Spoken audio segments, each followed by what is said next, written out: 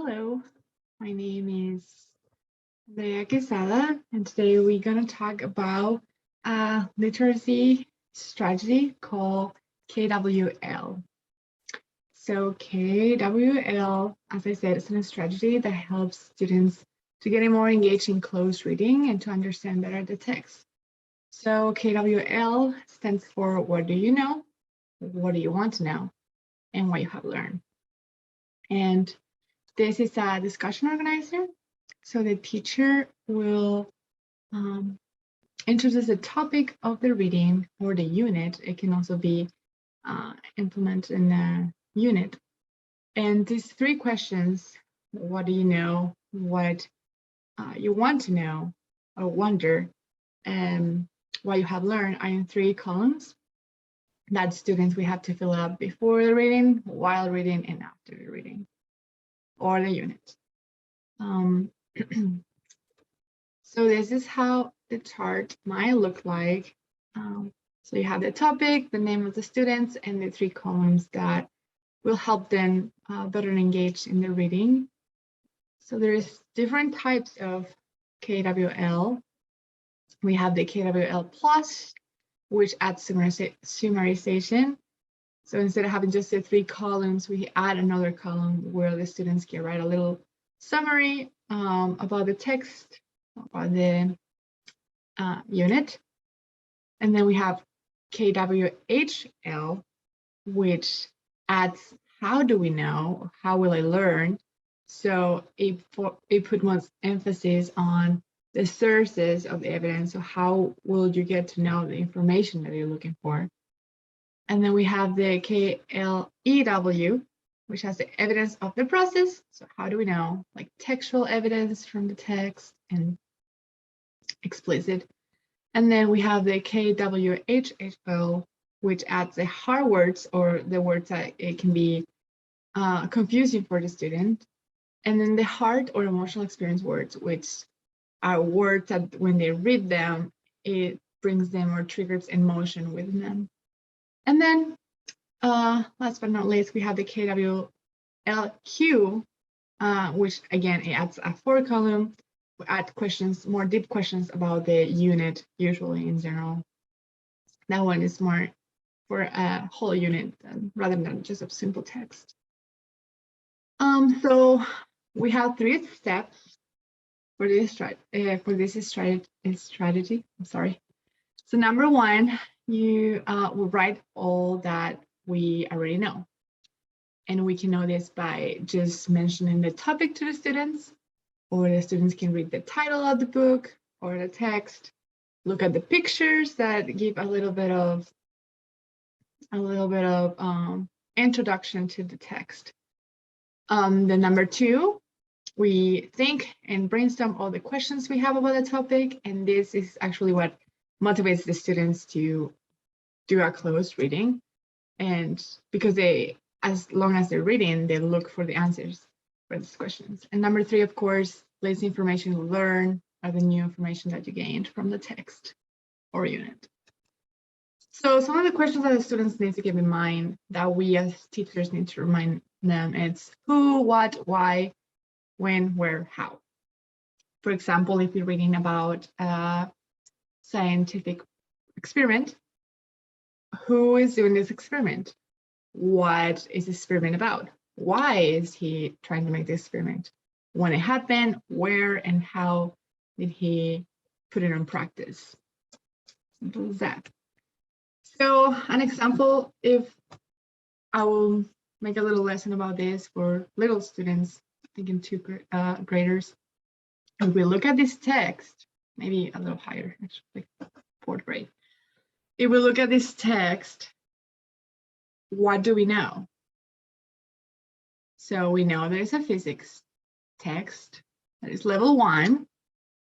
We know that it talks about essentials of physics and that it was written by Dan Fullerton. I'm sorry if I said that last name wrong. And what do we wonder? We wonder what are physics? Who is Dan Fullerton? What is considered essentials to physics? And so on, right? And then what I'll learn, we don't know yet because we will have to read the book in order to answer these questions and know more about the topic. So let's do our K.W.L. As we said, we know that it's a physics book. It was written by Dan Fullerton. It has pages, it's level 1. We wonder what physics. Me as not physics major, I wonder that. What is written about physics, because physics is a really broad topic. Who is Dan Fullerton? What are the essentials? And what I learned, again, we have to read the book in order to answer these questions, right? So let's do it together. So we have this textbook for the class, super simple. And then before we go into the reading, I want to introduce the topic, which is flying. Taking a trip, fly.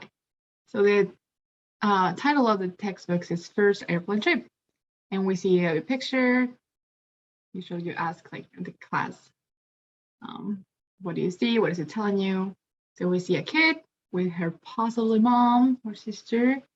She's carrying a bag, a suitcase, a little panda.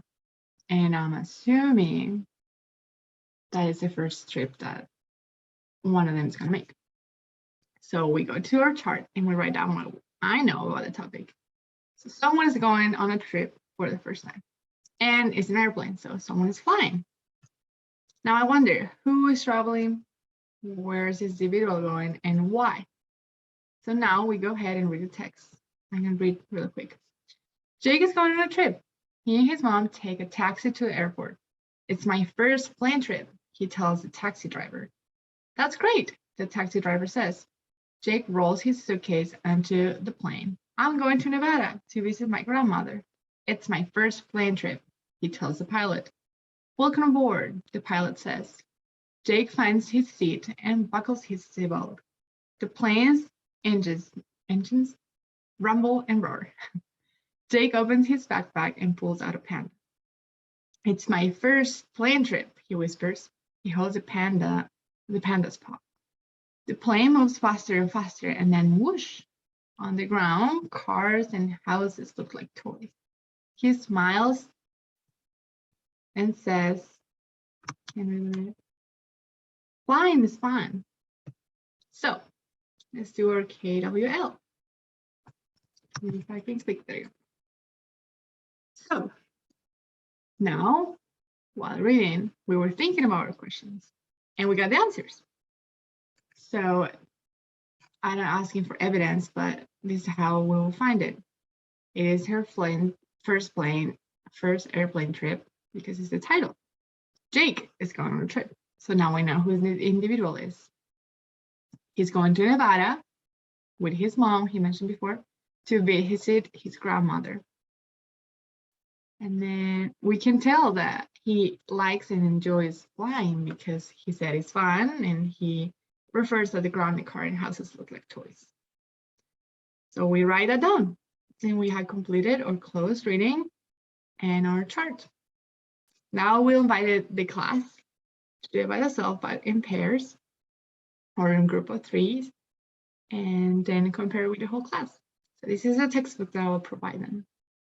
And so it's a little longer, but as we know, we're teachers and we're there to help. So I would like walk around and help them see if they need help,